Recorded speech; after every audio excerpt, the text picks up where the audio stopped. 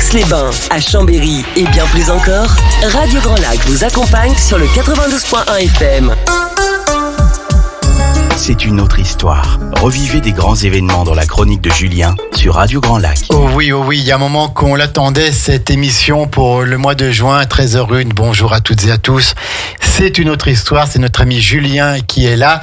Est-ce qu'il est là, Julien ? Il est là. Il est en direct, en chair et en os. En direct, dans nos studios de Radio Grand Lac sur le 92.radiograndlac.com. C'est une autre histoire. Et donc, ce rendez-vous mensuel où Julien nous parle d'un événement qui s'est déroulé dans l'histoire du monde, dans l'histoire de France ou même dans l'histoire de Savoie, peut-être de plus en plus dans l'histoire de Savoie. On va parler de tout ça le même mois, et donc il nous expose ça en 1 heure. Mais avant toute chose, Julien, je voudrais qu'on parle d'une association que tu as montée en tant que historien. C'est ça. Présente-nous un petit peu ça. Alors, l'Assemblée Générale Constitutive. Alors déjà, bonjour à toutes et à tous. Bonjour Qu'est-ce qu'il est poli, Jean-Pierre. Et puis bonjour à Sandra qui nous écoute certainement de loin. Ou de près, on ne sait pas, mais on sait qu'elle nous écoute, donc on la salue. Le 31 mai dernier, donc s'est déroulé à Challes-les-Eaux, donc dans ma ville, l'Assemblée Générale d'une association, l'Assemblée Générale Constitutive d'une nouvelle association qui s'appelle Histoire des Pays de Savoie à Challes-les-Eaux. Oui. Et le but est simple, c'est essayer de faire connaître le plus largement possible l'histoire de nos territoires, puisque la Savoie, c'est pas seulement que le département de la Savoie et de la Haute-Savoie. Et la Haute-Savoie, tout à fait. C'est un bassin de vie qui est très large et très étendu, qui va du Piémont, Comté de Nice, jusqu'à Lausanne, la Bresse, le Val-Romel, Bugey. Et bien sûr, quand on en parle autour de nous, et qu'on parle de personnages historiques qui ont marqué leur temps, par exemple, le prince Eugène de Savoie, très peu de Savoyards le connaissent. Tout à fait. Alors que c'était une personne qui a marqué son temps, le plus grand ennemi de Louis XIV, qui a remporté de grandes batailles. Et il avait des origines savoyardes. Et quand on commence à parler autour de nous, peu de gens connaissent l'histoire de nos départements. Tout simplement parce qu'on ne l'enseigne pas. Donc c'est vrai qu'on peut pas leur en vouloir. Mais on s'est dit que c'était intéressant de faire une association historique. Alors bien sûr, il y aurait des conférences mensuelles, des sorties. Il y aurait des projections de documentaires, etc. Donc le but, c'est de faire un événement par mois, hors juillet-août, bien sûr, pour essayer de faire découvrir l'histoire qui est tellement riche des Pays de Savoie. Eh bien, écoute, on fera donc à la rentrée de septembre une émission spéciale pour présenter vraiment cette association. Avec plaisir. Et bien sûr que Radio Grand Lac sera partenaire de cette association pour passer vos informations, pour annoncer vos événements. On sera là à vos côtés parce que c'est vraiment une très belle association. Merci. On quitte l'histoire de la Savoie pour aller dans l'histoire de France et même l'histoire du monde, là. C'est ça. Et alors, je vais te laisser dire le titre, mais je vais simplement faire pom pom pom pom. Voilà, tout à fait. C'est, vous l'auriez deviné, c'est le thème d'aujourd'hui. Petites histoires du débarquement de Normandie, donc du 6 juin 1944, puisque nous sommes au mois de juin. Voilà, et l'événement fondamental de 1944 et bien sûr du mois de juin, donc c'est le débarquement de Normandie, mais nous n'allons pas parler du débarquement, mais des petites histoires, les secrets, les coulisses, les préparatifs.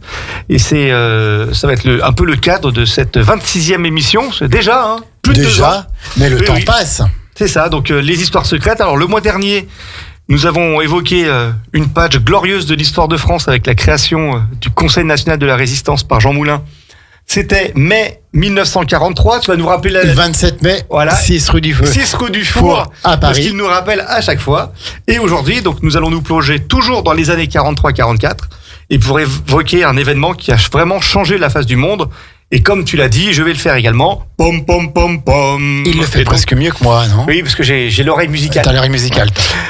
Et ce sont bien sûr par ces quelques notes de musique, en fait c'est la 5e symphonie de Beethoven, que s'ouvre le film Le jour le plus long, sorti en 1962, considéré comme vraiment le chef-d'œuvre du 7e art, consacré à l'histoire du débarquement de Normandie. Vous connaissez bien sûr tous ce film qui décrit avec précision les événements du jour J, et vous avez aussi certainement vu ou entendu parler d'un autre film particulièrement réaliste, c'est Il faut sauver le soldat Ryan, réalisé par Steven Spielberg avec notamment Tom Hanks, sorti en 1998, dont la scène d'ouverture dépeint vraiment l'horreur des combats sur la plage d'Omaha Beach, qu'on surnommera Bloody Omaha, Omaha la sanglante. Alors bien sûr, outre ces 2 films, il y a eu de multitudes d'ouvrages qui ont été écrits, des documentaires de qualité qui ont été diffusés, en donnant la parole aux vétérans allemands et bien sûr alliés, et qui sont hélas de moins en moins nombreux puisque nous fêterons l'année prochaine le 80e anniversaire du débarquement avec malheureusement des vétérans qui s'éteignent bien sûr, de plus en plus. Bien sûr. Donc il faut vraiment garder ces témoignages. C'est la loi de la nature, de ces héros vraiment qui ont marqué l'histoire et qui ont fait en sorte que la France redevienne sous l'égide du général de Gaulle un pays libre. Et bien sûr, comme je vous l'ai dit, si tant de travaux ont été réalisés sur cet événement, c'est qu'il a marqué son temps et son siècle, car oui, bien sûr, le débarquement de Normandie du 6 juin 1944 a changé notre histoire. Mais que savons-nous en fait de son organisation ? Comment les Alliés se sont préparés à l'invasion et comment les Allemands se sont préparés pour la défense ? Quelles manœuvres les Alliés ont mises en place pour intoxiquer l'ennemi ? C'est ce que nous allons voir dans l'heure qui vient. Si vous en êtes d'accord, Jean-Pierre, nous le sommes. On t'écoute, Marion, chef Julien. Marion, on n'a pas parlé de Marion aussi. Oui, tout à fait. Nous avons une spectatrice de choix aujourd'hui en la personne de Marion, que l'on salue bien sûr. On la salue. Et donc, c'est ce que nous allons voir dans l'heure qui vient. Mais pour débuter, on va commencer comme d'habitude par le contexte, en commençant par le commencement. L'Europe de 1944, c'est pas du tout la même que celle de 1943, car le rapport de force, il est, on va dire, enfin, maintenant complètement favorable aux Alliés.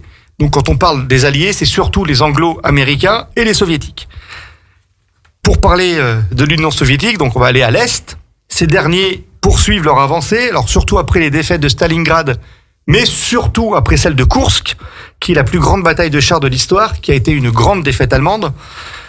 Au printemps 1944, ils préparent une offensive géante. Alors c'est 2 millions d'hommes qui se préparent à attaquer, c'est l'opération Bagration, qui a pour objectif de briser la ligne de front allemande à l'Est et bien sûr pour ensuite pénétrer au cœur de l'Europe centrale avec comme objectif prioritaire Berlin, qui était la capitale du Troisième Reich.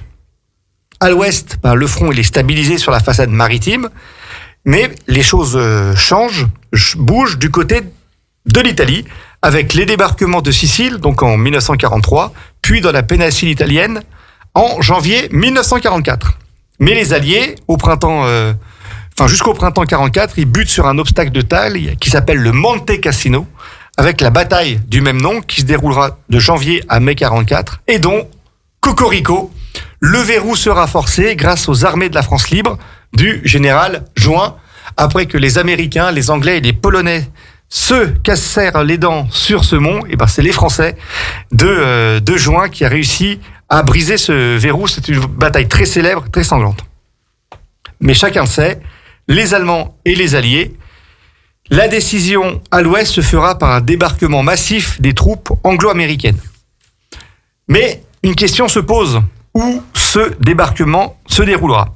Alors, pour mettre le Premier ministre Churchill et le président Roosevelt d'accord, il faudra plusieurs entrevues, parce qu'en fait, il y a 2 visions qui s'opposent. Le Premier ministre britannique, lui, pousse pour un débarquement en Italie, voire dans les Balkans, afin de couper l'herbe sous le pied des Russes qui, eux, avancent à l'Est. Et son objectif, c'est de rencontrer le plus vite les Russes pour qu'ils dominent le moins l'Europe centrale. Et le président américain, donc Eisenhower, qui plaide pour une opération amphibie. Tu es sûr que c'est Eisenhower, ce ne sera pas plutôt... pardon, Roosevelt, voilà. Oui, excusez-moi. C'est Marion qui doit le troubler. C'est ça, je suis perturbé. Mais l'erreur est à moitié, parce que Eisenhower a aussi été président américain. Pour une opération donc amphibie à travers la Manche, opération amphibie qui sera doublée par, on va dire, un tapis de parachutistes qui sera posé sur le territoire français. En mai 1943, il y a la conférence de Washington. Les 2 hommes se rencontrent et tombent d'accord sur 3 points. 1. Il y aura bien un débarquement à travers la Manche prévu en 1944, et plus précisément, donc en mai ou juin. Le nom de l'opération s'appellera Overlord, et Overlord aura la priorité sur l'ensemble des autres théâtres d'opération, c'est-à-dire notamment le théâtre d'opération italien. Une fois définies ces priorités, il faut trouver un lieu précis. Le quartier général des forces armées en Europe a retenu la Normandie comme zone de débarquement. Et ce choix, pour les Alliés, semble être le plus logique. Nous y reviendrons dans quelques instants. Mais alors, se pose la question du commandement de cette opération. Est-ce que l'opération va être commandée par un Britannique ou un Américain ? Alors Churchill, il aurait voulu un commandement britannique, bien sûr, mais devant l'afflux continu des GIs américains, il ne peut que se résoudre à laisser la place au général Marshall, qui sera célèbre après-guerre pour ce fameux plan Marshall de reconstruction de l'Europe, pour planifier l'ensemble des opérations de la libération de l'Europe, et le général Dwight Eisenhower, futur président américain, pour obtenir le commandement du D-Day le jour J. Fin 1943, lors de la conférence de Téhéran, Churchill et Roosevelt promettent à Staline, c'est la première fois que ces trois hommes se rencontrent, d'ouvrir pour juin 1944 un second front afin de soulager l'effort de guerre russe qui a quand même déjà coûté plusieurs millions d'hommes, militaires et surtout civils. On sait qu'à l'issue de la guerre, ce sont plus de 20 millions de Soviétiques qui trouveront la mort, surtout des civils. Donc, on présente au moment de cette conférence de Téhéran l'opération Overlord. On la présente à Staline qui, lui, en veut plus. Et c'est donc à cette occasion que furent présentés les contours de l'opération Anvil. C'est le nom donné au débarquement de Provence qui se déroulera le 15 août 1944. Nous avons parlé des Alliés et vous allez me dire, que se passe-t-il du côté allemand ? Pour Hitler, un débarquement en Europe occidentale ne fait aucun doute. Parce que si le débarquement en Afrique du Nord de novembre 1942 puis celui de Sicile ont été des vraies surprises, en fait, Overlord n'est pas du tout un secret. Pourquoi ce n'est pas un secret ? Il y a bien sûr des reconnaissances aériennes qui se font au-dessus de la Grande-Bretagne.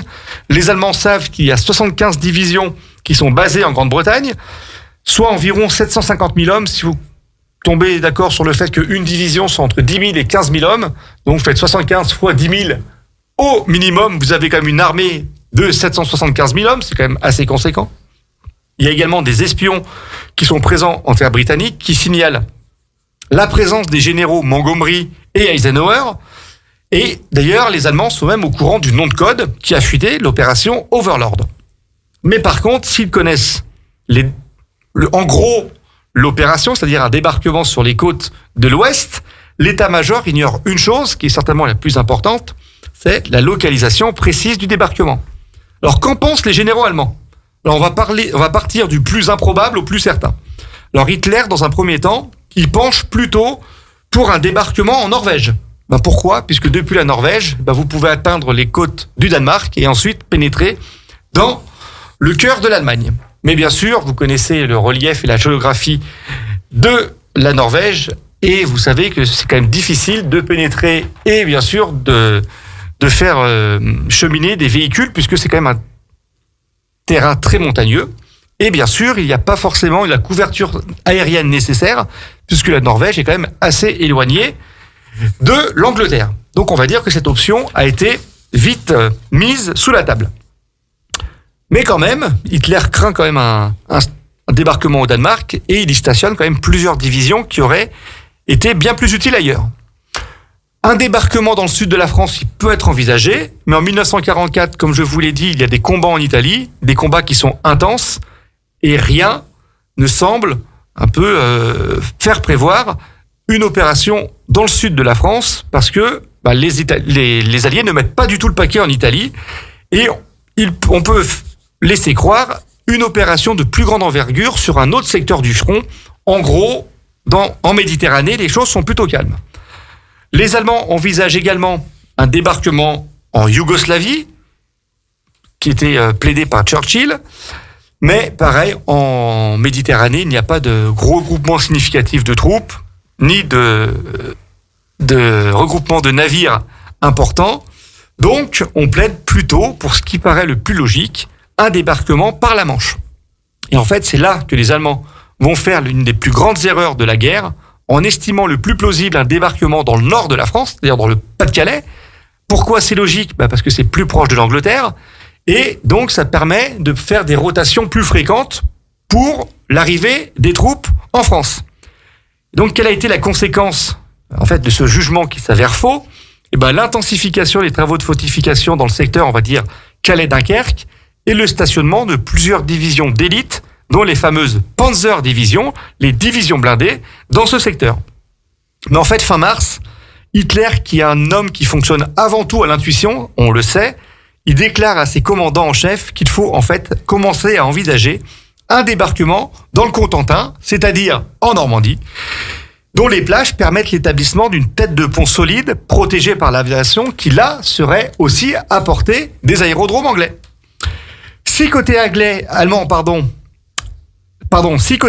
les choses sont bien établies, même s'il a fallu convaincre Churchill, du côté allemand, il faut composer en fait avec deux personnalités qui commandent le fameux front ouest, qui sont deux maréchaux de premier ordre et considérés par leurs soldats comme des légendes vivantes. Nous allons parler du maréchal von Rundstedt et du maréchal Rommel après la pause musicale. Eh ben écoute, pas de souci, Julien, ça promet d'être encore passionnant cet exposé. C'est une autre histoire à 13h16. On marque la première pause musicale, à tout de suite. Sur le 92.1 et radiograndlac.com, on se détend en écoutant Radio Grand Lac. C'est une autre histoire. Revivez des grands événements dans la chronique de Julien sur Radio Grand Lac. Et de retour en direct dans C'est une autre histoire, cette émission mensuelle que l'on attend avec impatience, où Julien nous parle d'événements historiques. Et aujourd'hui, on parle de la grande et petite histoire, peut-être même plus des petites histoires du débarquement du 6 juin 44 en Normandie. Julien, on t'écoute. Alors nous avons parlé un peu de la localisation du débarquement, donc la certitude côté allié de débarquer en Normandie et les incertitudes côté allemand, puisque ils n'ont pas réussi à percer le secret des Alliés. Et avant la pause musicale, j'avais indiqué que les Allemands avaient sur le front de l'Ouest deux commandants légendaires. Je vais parler du premier, donc Gerd von Rundstedt, nommé en 1942, alors qui est entré en disgrâce, puis Hitler a fait appel à ses qualités de commandant, donc qui est nommé à la tête du haut commandement de l'Ouest et qui est persuadé d'un débarquement dans le nord de la France et qui se refuse de faire avancer des divisions au plus près des plages, mais plaide plutôt pour un regroupement à l'arrière des Panzer-Divisions. On verra que c'est pas forcément la logique du maréchal Rommel, Erwin Rommel, appelé le renard du désert, le héros de l'Afrika Korps. Et pour lui, il se dresse un constat logique. Lors d'un débarquement de troupes, les soldats sont les plus vulnérables sur les plages, parce qu'ils sont fatigués après de longues heures de traversée. Ils marchent parfois dans l'eau, avec de l'eau parfois jusqu'à la taille, et c'est donc là qu'il faut frapper. Comme on le voit dans Le Jour le plus long, il explique qu'il faut coûte que coûte les rejeter à la mer. Et contrairement à von Rundstedt, pour lui, je cite, il est préférable d'avoir une Panzer division le jour J plutôt que 3 à J+3. Mais von Rundstedt est quand même le supérieur de Rommel, il obtient gain de cause et la majorité des Panzer divisions resteront à l'arrière, plutôt du côté du Pas-de-Calais, même si Rommel arrive à obtenir le stationnement d'une Panzer division dans l'agglomération de Caen, c'est-à-dire bien sûr en Normandie. De toute façon, il n'y a pas forcément de débat à avoir, car les ordres de déplacement des divisions blindées n'émanent ni de von Rundstedt ni de Rommel, mais de Hitler lui-même qui s'est un peu accaparé la décision de déplacer ou non les Panzer-Divisions. On verra aussi que cela posera un problème. Vous vous souvenez tous bien sûr de la célèbre scène du Jour le plus long, qui est véridique, où personne n'ose réveiller Adolf Hitler puisqu'il il s'était couché tard. Ils ont besoin des Panzer-Divisions, mais personne n'ose le réveiller parce qu'il n'y a que lui qui donne l'ordre.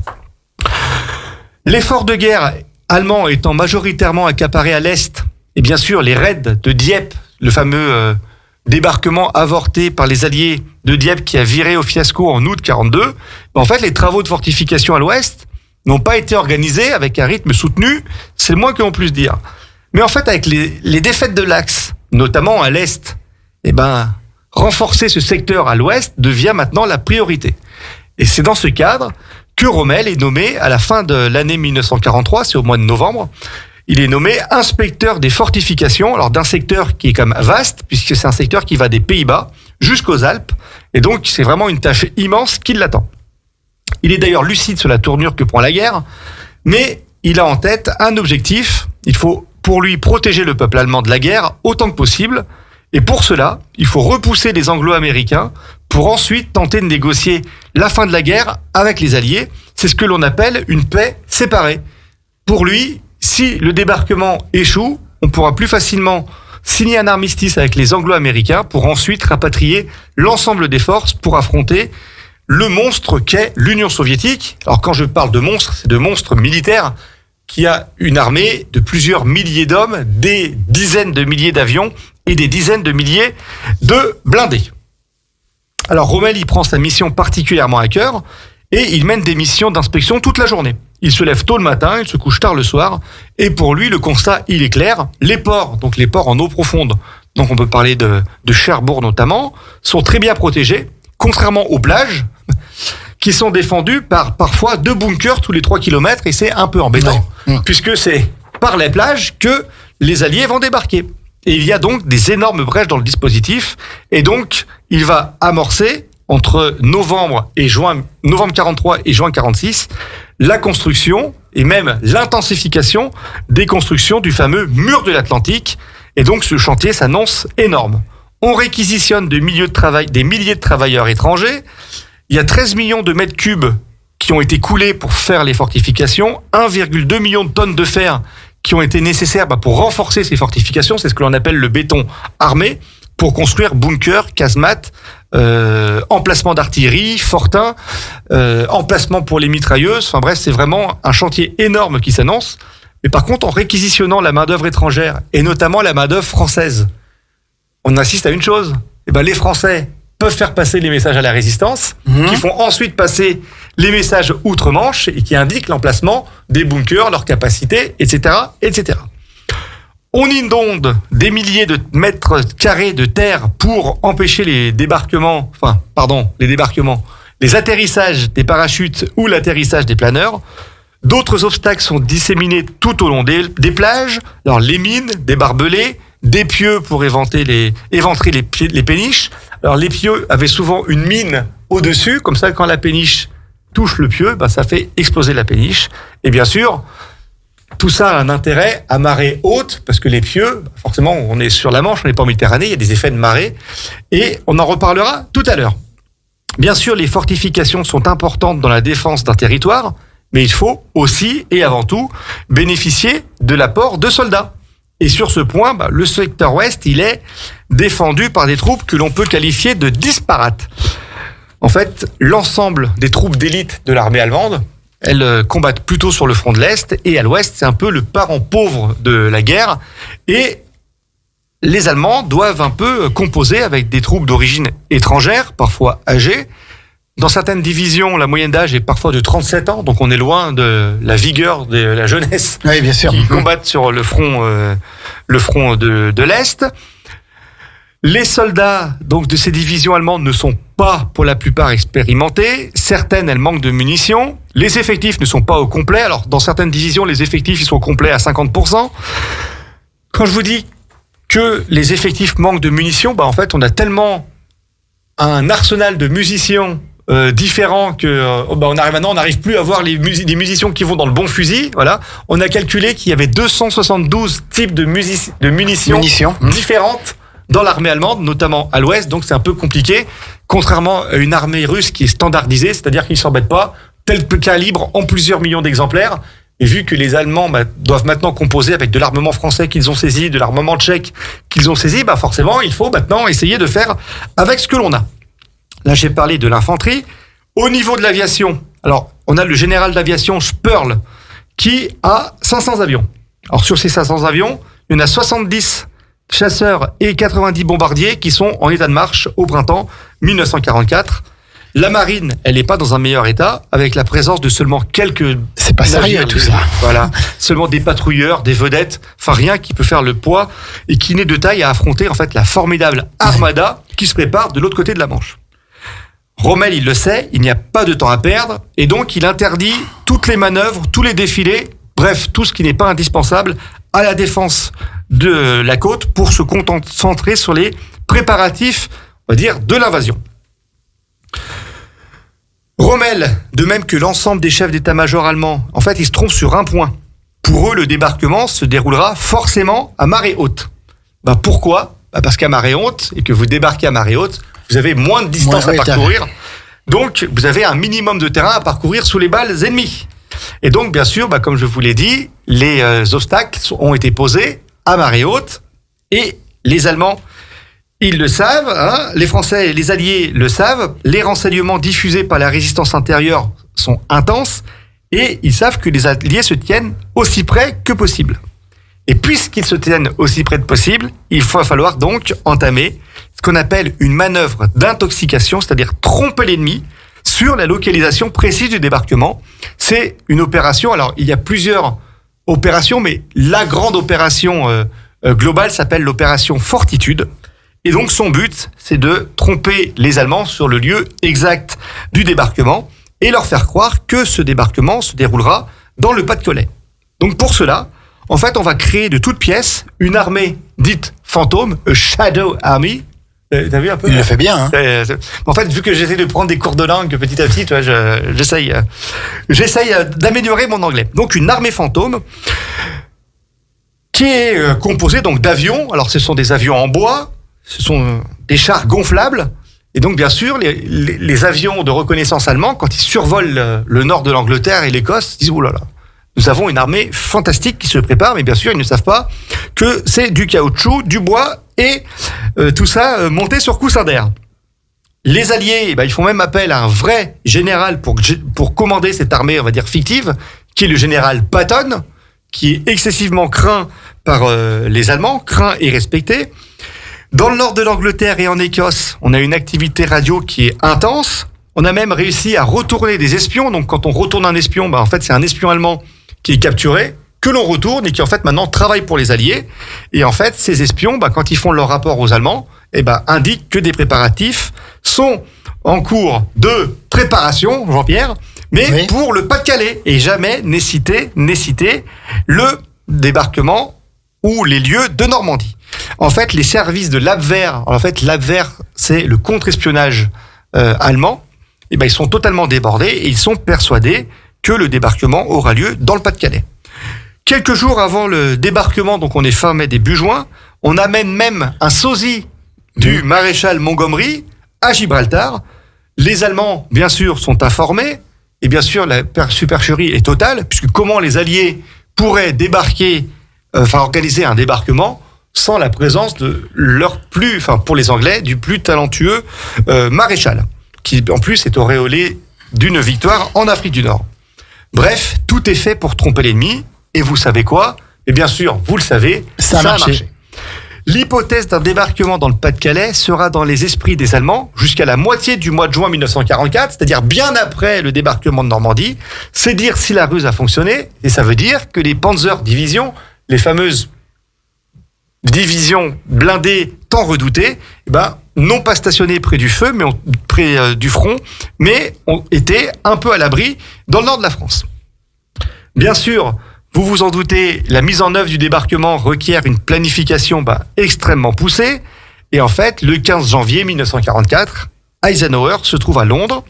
Et sa première décision, bien sûr, sera de composer son équipe, qui est en fait une véritable garde rapprochée, une équipe dans laquelle il doit impérativement avoir confiance, puisqu'il ne faut qu'aucun détail ne fuite sur l'opération Overlord. Donc il connaît bien sûr la susceptibilité de Churchill. Donc Eisenhower, il choisit un adjoint qui est britannique, le général Tedder, et avec qui l'entente est parfaite. Puis un fidèle ami, le général américain Bedell Smith.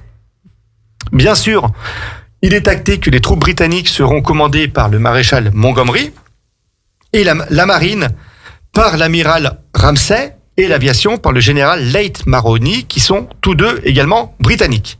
Et les troupes américaines seront dirigées par le général Omar Bradley. Si vous avez été attentif, bien sûr, j'ai évoqué à plusieurs reprises le nom de code Overlord pour caractériser l'ensemble des opérations de libération de l'Europe. Mais alors, quel code a été donné au débarquement de Normandie? Eh bien, le nom, c'est l'opération Neptune, du nom de la divinité romaine des océans. Et je suis sûr que vous l'ignorez. Oui, tout à fait. Voilà, et bien moi aussi, je ne le savais pas jusqu'à ce que je travaille, parce que figurez-vous, monsieur Germain, que je travaille mes chroniques. D'accord, très bien. Jusqu'à que je travaille, parce que pour moi, j'étais persuadé que le débarquement, c'était l'opération Overlord. Eh bien non, l'opération Neptune, c'est le débarquement plus, un peu, on va dire, la prise de la Normandie et la consolidation de la tête de pont. Le commandement allié, il imagine donc un plan qui est ambitieux, c'est le débarquement sur 60 km de côte de 3 divisions d'infanterie et de 2 divisions de parachutistes, donc on va dire entre 30 et 50 000 hommes. Mais par contre, Montgomery et Eisenhower, ils sont tous les deux du même avis, il faut voir plus grand, il faut voir plus intense. C'est alors qu'il est décidé de faire débarquer 5 divisions, plus 2 en réserve, 3 divisions aéroportées, pour couvrir les flancs, bien sûr. En fait, les parachutistes sont des troupes légères, donc qui sont là pour protéger les côtés du front, soit un total de 20 000 véhicules et 176 000 hommes. À la mi-mai, le plan précis est présenté à Churchill et au roi d'Angleterre, George VI. Et pour résumer, le plan se décompose de la sorte.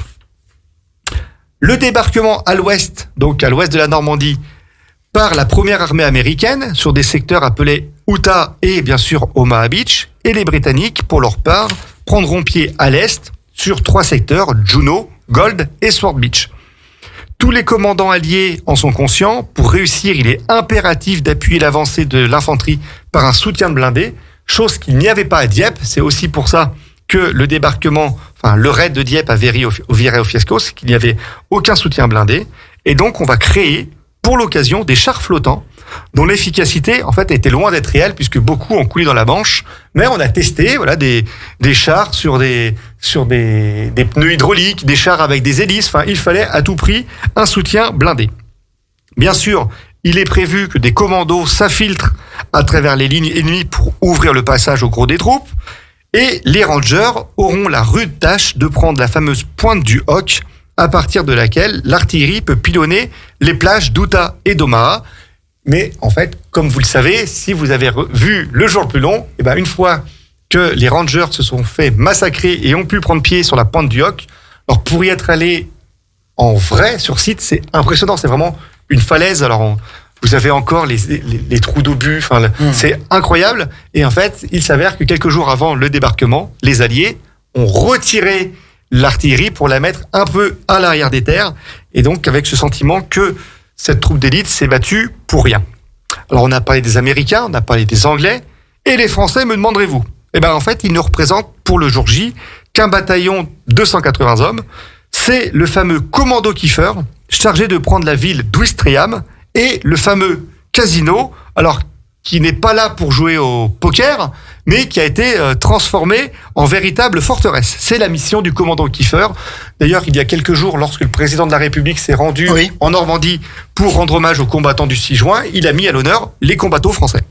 En fait, ils avaient les bérets verts, c'était les bérets verts britanniques, mais il y avait un bataillon de Français. Ce sont vraiment des héros, puisqu'il n'y en a que très peu qui ont survécu à la bataille de Normandie et à la fin de la guerre.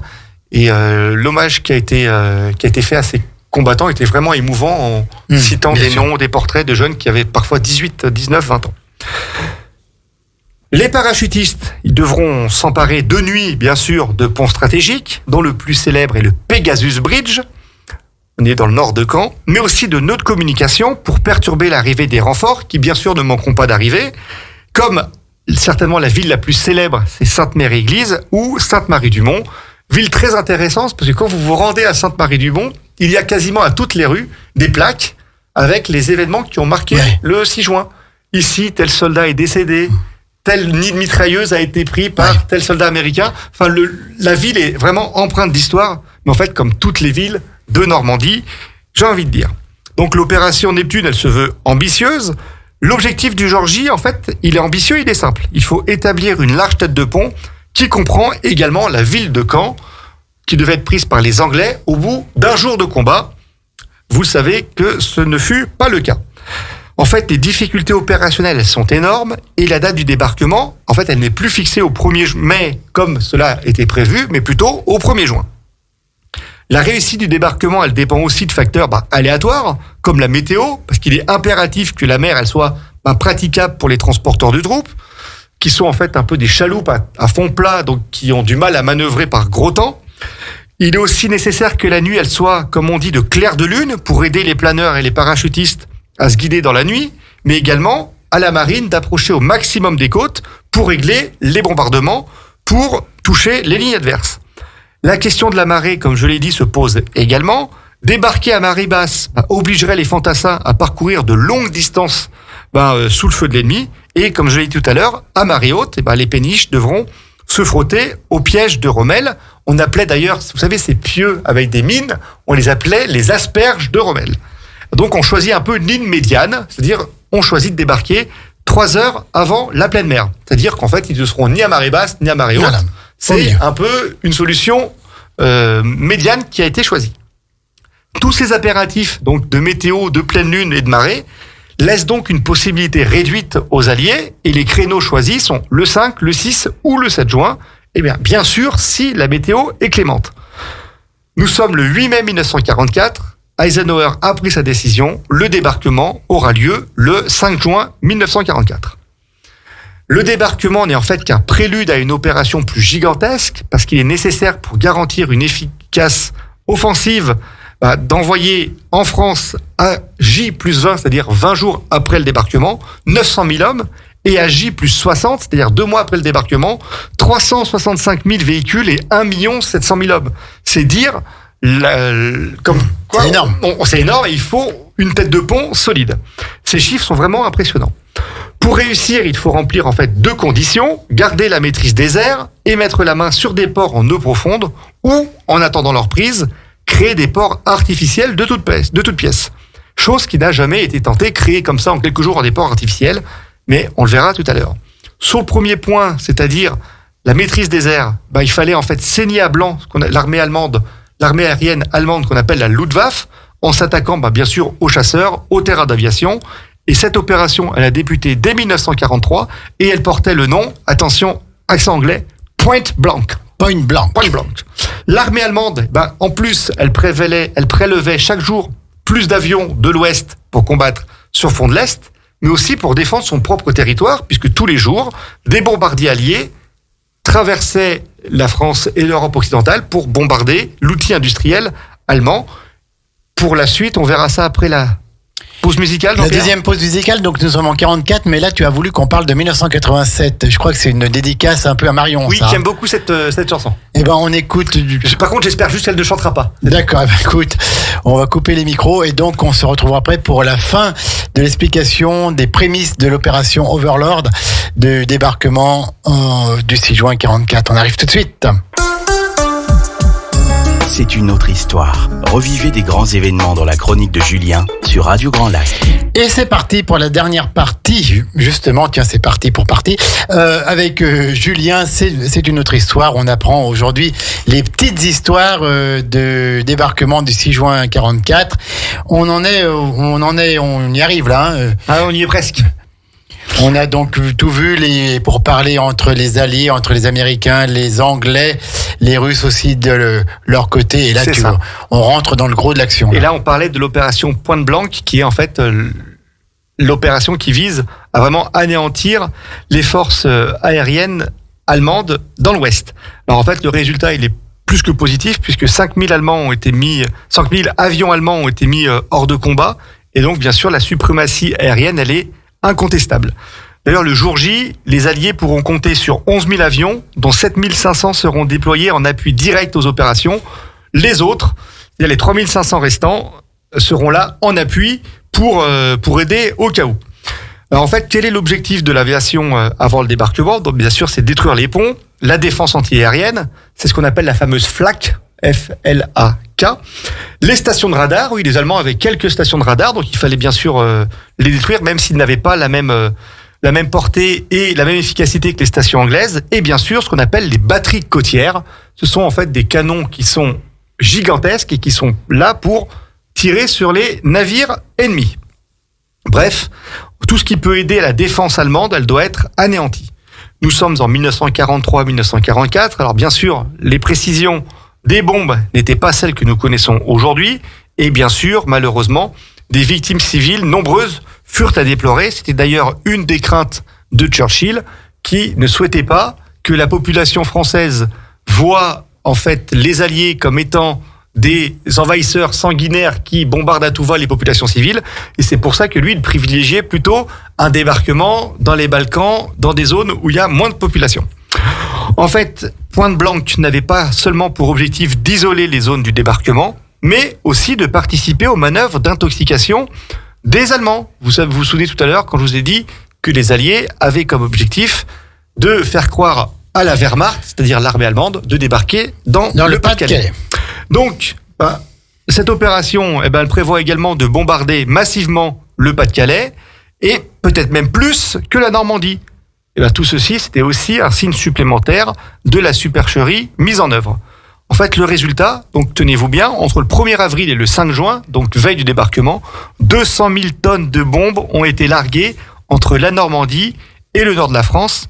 Par contre, au prix de 2000 avions alliés abattus et 12 000 aviateurs tués, blessés ou portés disparus. Alors vous allez me dire, on a 2000 avions abattus et 12 000 aviateurs. Alors oui, puisque vous vous imaginez bien que dans les bombardiers, il n'y a pas qu'un seul membre d'équipage. Il faut qu'il y ait un pilote, un guide, un bombardier, ceux qui étaient présents dans les mitrailleuses pour défendre les bombardiers.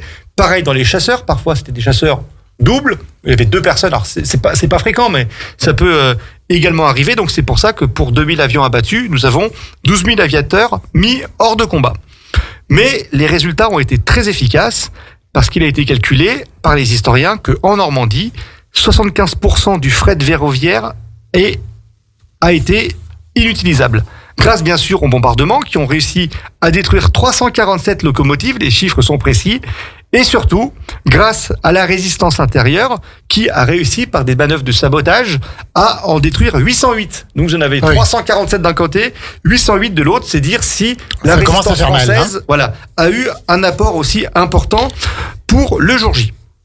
Donc si pour le jour J, la logistique elle est assurée par voie maritime, bien sûr, qu'en est-il pour les semaines suivantes où, comme je l'ai dit tout à l'heure, on prévoit l'arrivée de plusieurs centaines de milliers de combattants de la liberté qui vont fouler le sol français? Comment ravitailler une troupe si importante? Alors peut-être l'armée la plus importante de l'histoire de l'Europe de l'Ouest. Alors la première solution, c'est la création d'un port artificiel qui va nécessiter des mois de travail par des ouvriers bien sûr surveillés et tenus au secret. Et donc pour faire ces ports artificiels, on va immerger d'immenses blocs de béton, on va leur faire traverser la Manche, alors ils seront sur des coussins hydrauliques, et ensuite on va percer les coussins hydrauliques, et ces blocs de béton vont couler pour en faire un port artificiel.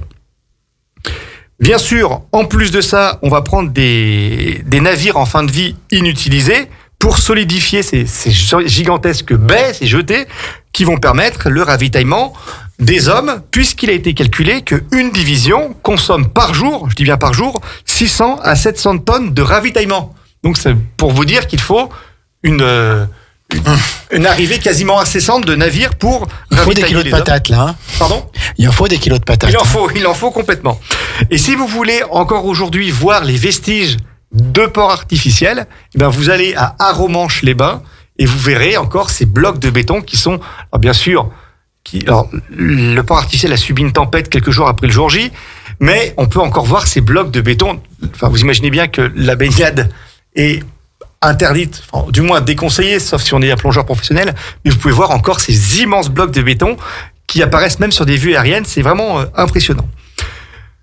Là, je vous ai parlé du ravitaillement, donc qui dit ravitaillement dit également carburant, puisqu'il faut bien sûr faire rouler tous ces véhicules, les chars, les véhicules, et donc pour cela, on va dérouler un pipeline géant. Un pipeline qui va traverser la Manche et donc qui va ravitailler comme ça, en essence, les troupes et le matériel des Alliés. Nous sommes le 1er juin 1944. Nous arrivons à la date fatidique du 6 juin. Sur Radio Landre, les résistants... Du 5 juin, puisque c'était le 5 juin. Hein. À l'origine, c'est le 5 juin. Ouais, c'est le 5 juin. Nous allons en reparler. Les résistants entendent la première partie d'un célèbre vers de Verlaine, les sanglots longs des violons de l'automne. Et voilà, le signal est lancé, le débarquement est donc imminent. Les Allemands écoutent bien sûr les messages et se doutent qu'une offensive d'envergure dans les prochains jours aura lieu. Mais où les Alliés vont-ils frapper ? 4 juin 1944, nous sommes à 4 heures du matin, tous les hauts commandants alliés sont réunis et la plus mauvaise des nouvelles tombe. Le temps est exécrable. Oui, il y a une tempête en Manche. Eisenhower doit prendre bien sûr une décision et à 4h15, il l'annonce à ses proches. Le débarquement aura lieu le 6 juin. Rommel, qui est persuadé qu'une attaque ne peut pas se dérouler avec de telles conditions, il rentre chez lui tout simplement pour fêter l'anniversaire de son épouse. Parfois, il y a quand même des événements dans l'histoire du monde qui peuvent tout changer. Qui peuvent tout changer. À 13h, bien sûr, le 4 juin, on est dans un train spécial, c'est le train spécial de Churchill. T'as fait. Il y a Eisenhower, Churchill, et ils expliquent le détail du débarquement à Charles de Gaulle, qui, vous l'imaginez, apprécie très moyennement d'avoir été carrément mis de côté dans les préparatifs. Comment ça ? Un débarquement en France sans prévenir le chef de la France libre. Pour lui, bien sûr, c'est inacceptable. Et Eisenhower, qui comprend quand même qu'il y a un malaise qui s'installe, il lit la déclaration qu'il veut adresser au peuple français et Charles de Gaulle ne veut rien entendre. Il rétorque, vous, une proclamation au peuple français, de quel droit et pourquoi lui dire ? En fait, vous comprendrez pourquoi Charles de Gaulle a toujours refusé de participer. En lui-même, la France était représentée, mais de participer aux commémorations du débarquement du 6 juin. Oui, puisqu'il leur a pris la veille. Alors, un petit intermède, il appelle son fils Philippe, donc qui est dans la marine, dans les Français libres. Il l'invite à dîner le 5 juin au soir à Londres. Ils se sont pas vus depuis presque 4 ans. Et le dîner dure, et l'amiral Philippe de Gaulle le dit encore maintenant. Il trouve bizarre parce que son père, il fallait manger en 35 minutes. Ouais. Et là, ça durait. Et à minuit 1, il a annoncé à son fils. Voilà notre raison d'être qui est partie. Le débarquement est en cours et commence maintenant. Voilà. Donc, l'amiral qui a 102 ans est la dernière personne qui est témoin de cette formidable histoire, de cette soirée, quoi. Eh ben, très belle anecdote, Jean-Pierre. Je la noterai dans le compte rendu. Il l'a pris dans ses bras. Il paraît qu'il y avait quand même quelques yeux mouillés dans la famille de Gaulle ce soir-là. C'est sûr. Donc nous sommes maintenant au lundi 5 juin 1944 et comme un miracle, le temps semble s'améliorer et à la même heure que la veille, donc vers 4h du matin, Eisenhower s'exprime « Je suis persuadé que nous devons donner l'ordre, je n'aime pas cela, mais voilà, il me semble que nous n'avons pas les choix. » Ironie du sort, donc à Rennes, les généraux commandant les divisions allemandes qui sont dans le Cotentin, ils sont convoqués pour faire un wargame, en fait c'est un jeu géant sur carte, pour contrer un débarquement des Anglo-Américains précédé d'un assaut aéroporté. En fait, l'exercice, il est très intéressant pour les Allemands. Le problème, c'est qu'il tombe au pire moment, là où les Alliés commencent à se tenir prêts. Le destin, parfois. Voilà. Quand le destin s'en mêle. Nous sommes à 21h45. La BBC diffuse un message. Blesse mon cœur d'une langueur monotone. C'est la suite du fameux vers de Verlaine et c'est donc le signal. Les Alliés vont arriver dans quelques heures. Et bien sûr, l'ensemble des réseaux de résistance se mettent à l'action. Dynamitage des voies de chemin de fer, destruction des châteaux d'eau. Bref, l'heure de l'action a sonné. Et du côté de von Rundstedt, en fait, les Allemands sont plutôt confiants. Et ils pensent que l'annonce du débarquement ne se fera pas par radio. Bien sûr. On entend à l'état-major. On va pas garder ça partout. Eisenhower n'est pas bête au point d'annoncer l'offensive par la BBC. En fait, c'est une véritable erreur de jugement. La nuit commence à tomber. Et au large, chaque soldat le sait maintenant, le débarquement se déroulera à l'aube. Les convois se mettent en route, survolés par une nuée d'avions, chasseurs, bombardiers et planeurs. Peu le savent, mais en fait, les premiers alliés à fouler le sol breton, en fait, oui, je parle bien de Bretagne et pas de Normandie, ont été des Français, qui avaient comme but d'installer une base nommée Sam West, et le premier tué du jour J est le caporal Bouétard, qui était français.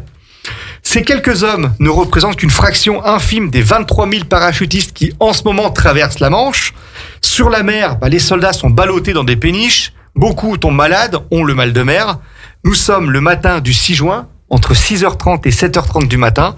Les premières péniches de débarquement lâchent leurs hommes sous les balles allemandes qui causent notamment à Omaha Beach, Bloody Omaha, des dégâts énormes. Omaha sanglant. Voilà. L'histoire est en marche et rien ne pourra l'arrêter. Mais ça, Jean-Pierre, c'est une autre histoire. Merci Julien, merci beaucoup pour cet exposé sur les prémices, sur l'avant-débarquement du 6 juin 44. Je ne sais pas si c'est la clim, mais rien que d'en parler, ça donne la chair de poule. Oui, tout à fait. Non, mais c'est vrai, on se sent quand même empreint par une certaine émotion. Tout à fait. Quand on pense à ces événements.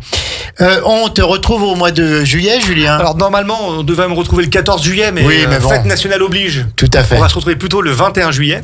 21 juillet, on aurait pu parler de l'arrivée de l'homme sur la Lune. Tout à fait. C'est vrai que ça peut être un sujet de chronique pour l'année 21 prochaine. juillet 69. Si mon contrat est, Si ton contrat est reconduit, on en parlera au mois de juillet. Non, mais tu vas nous parler plutôt d'un sujet un peu plus explosif. Un peu plus explosif et qui est aussi en lien avec l'émission d'aujourd'hui, parce que vous avez compris qu'il y a un lien entre mai, Jean Moulin, juin, le débarquement. Bien sûr. Le mois de juillet sera consacré à Robert Oppenheimer.